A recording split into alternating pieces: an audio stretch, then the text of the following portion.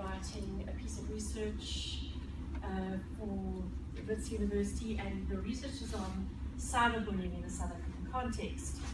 And I've recently presented my paper in Italy and the results, and I'm going to Japan shortly in July. And I actually have reflected a lot on cyberbullying, and I've decided not to talk about cyberbullying at all and introduce a totally new piece of information based on the impact of the technology. And obviously with cyberbullying, I'm really focused on adolescents. And then I suddenly realized I also practice at the Family Life Center. And I suddenly realized, I practice psychology, and I suddenly realized that a lot of the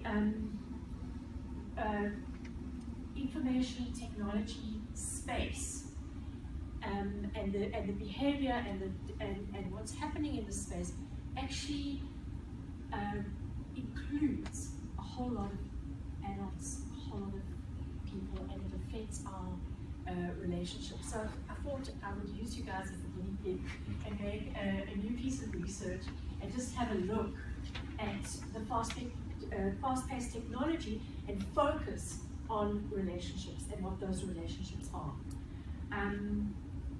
And you know, in practicing with adolescents and families and couples, one sees that the picture that technology plays in our lives is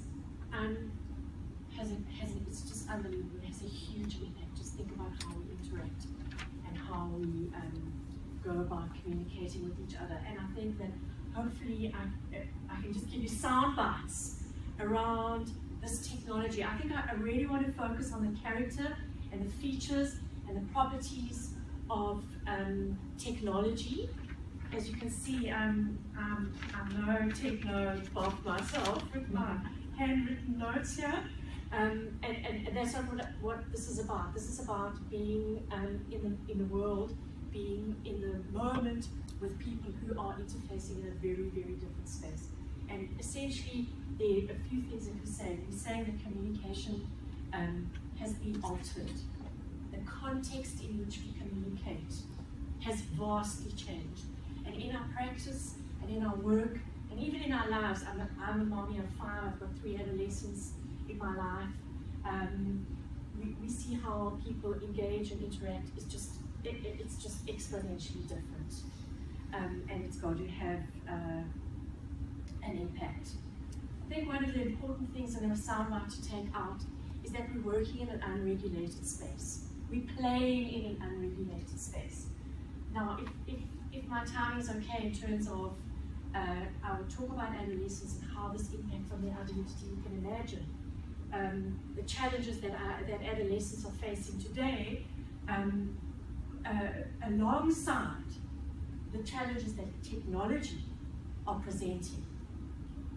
It's vast, and we really need to make a lot of effort in our practice and in our thinking about transforming our attitude and transforming our thinking. And I think in terms of inspiration, it's also around, we need to be really, really creative. If we're dealing with adolescents, we really need to be creative. If we're dealing with adults on playing in the dating sites, we really need to think about what we're doing very, very carefully. And I don't want to talk about specific spaces. I don't want to talk about cyber infidelity. That's Dr. Eve's space. But you know, those are the kinds of things that we cannot avoid, and we have to actually really look at and address. In practice, couples are.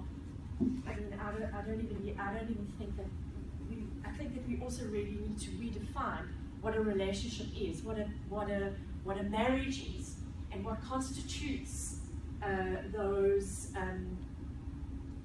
institutions. So what I've said is that new media technology has drastically altered the way in which we communicate, but it's also altered the context in which we communicate. Today, so what do we have? we've got social media sites, we've got dating sites, we heard Twitter and Feed and Facebook, and we've got virtual worlds, we've got blogs, we've got chat rooms. These are absolutely new, unregulated spaces for people to go and play. So, these are also preferred, and they're also dominant. So I think we also, in terms of prevalence, I'm not going into prevalence, the research is very ambivalent around prevalence and dominance, but clearly anybody who's in the world today knows how prevalent and how dominant they are. All you have to do is go and sit in a restaurant and go and watch couples on their date night, trying not to use their mobile cell phones, and yeah. Very important though is that I don't want to overlook the benefits. I don't want to diss social media and mediated communication technologies. I think that I've just done, I'm busy, I haven't finished writing, but I spent a bit of time at Wits doing some coursework and stuff at a master's level, and I can tell you guys that education has changed beyond belief in terms of the benefits around technology. So in terms of education, in terms of learning, in terms of affordability, a portal of entertainment. I don't really watch much TV and series and all things that you can load on here and there, but entertainment is really big. Information gathering, think about connecting with people overseas in the world, Skyping. I even had clients who left the country and wanted me to be their counsellor when they went to go and settle in London, which I didn't want to do because there are quite a few ethical considerations that you can think around Skype, who's in the room, what kind of level of confidentiality is there. So it's altered and it's complicated. So I'm going to try and give you a couple of bites around the characters and the characteristic and the things to look out for in terms of technology. So let's look at 24/7. Okay. It's 24/7. It is everywhere, anywhere, all day, non-stop. Obviously, there's a benefit in that, particularly on the work front. I suppose adolescents would say there are huge benefits in that. In terms of bullying and the cyberbullying space that I worked in the offline bullying used to end at the end of the school day. Now, bullying goes home. It goes home with the kids, and it never stops. And it's insidious. They take it, and one of the huge, Nikki Bush's spaces around how do you monitor children and how do you monitor their activity on the cell phone. It's really difficult. I don't think you can monitor things anymore. I don't think you can restrict it anymore. I think it's about creating critical thinking people and critical thinking adolescents, and getting them mindful into what they're actually doing. But the 24/7 everywhere, anywhere is a real problem in terms of adolescence and the bullying space. It requires a huge amount of discipline, as you can imagine. And I think for couples, and you'll hear couples talk about, well, my husband gets up at 3 o'clock in the morning and he disappears. He's gone on to something that's really exciting, something that never ends, something that doesn't. There's often a lot of porn going on. There's often a lot of in virtual worlds, in chat rooms, there are a whole lot of much more exciting things to do than lying and seeing your wife who's snoring in bed, or vice versa, your partner. And I think this is a really dangerous space, and in terms of dating sites, it must be very enticing. It's very, it's a very exciting world to be in. But back to my original idea of just being mindful around the benefits and the opportunities, but as well as the risks. 5 minutes, that's tragic. Okay, anonymity. Let's think about quickly around anonymity. The cues. There are no social cues. When you have a face-to-face interaction, I get immediately if you take offense. Okay. Imagine the source anonymity. You don't know where it's coming from. It can cause a huge amount of confusion and even excitement.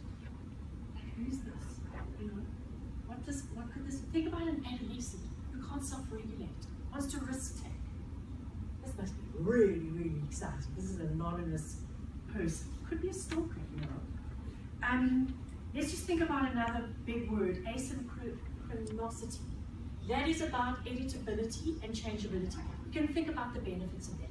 We can really sit and contemplate this message that we're sending to our ex or our kid or our partner.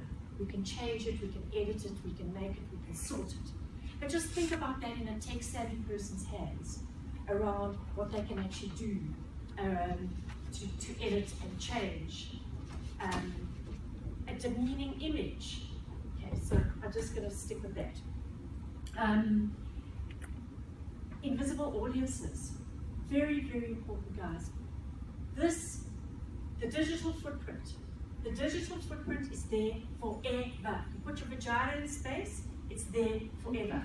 When your boss wants to check on you and see whether you're eligible for the job, he's going to look for that dick pic or that vagina, for sure. Okay, and he's going to find it and he's going to wonder about how discreet are you? How professional can you possibly be? And things happen. I've got stories of prominent people who drank too much at a party, stripped and jumped into a pool. It was a private party. It wasn't private for very long. It was on social media, and his patients came in and said to him, "Oh, doctor, I saw you on the weekend having a huge amount of fun." You know, I've heard of kids. I've got 5 kids. I've got a little bit of history around them. Kids being stripped of their academic colours, being stripped of their accolades because of just a stroke of a button, literally. So let's quickly look at the appeal. 2 minutes. Let's have a look at the appeal of these networked environments. There's a sense of freedom. There's a sense of sexual freedom. Think about our stereotypes, particularly for girls and women, around our own sexuality. What's whorish behavior? What's slutty behavior? Where can we act it out? We can act it out in social media. A sense of fantasy and imagination. You can do that. You can personify. You can practice and present yourself and disclose what you like. Think about that in terms of adolescence, around their I am not, what am I, who am I. They can do that whole experimentation. People report a feeling of being less vulnerable. You know, it's more safe. Instant gratification. Just link that with adolescence and their individuation process. Liberation. It's exciting, but it's also conflict avoidant. So in your everyday relationship, your couple relationship, your partner relationship, your intimate relationship, there's conflict. You've got to deal with it. In these cyber relationships, very easy to avoid.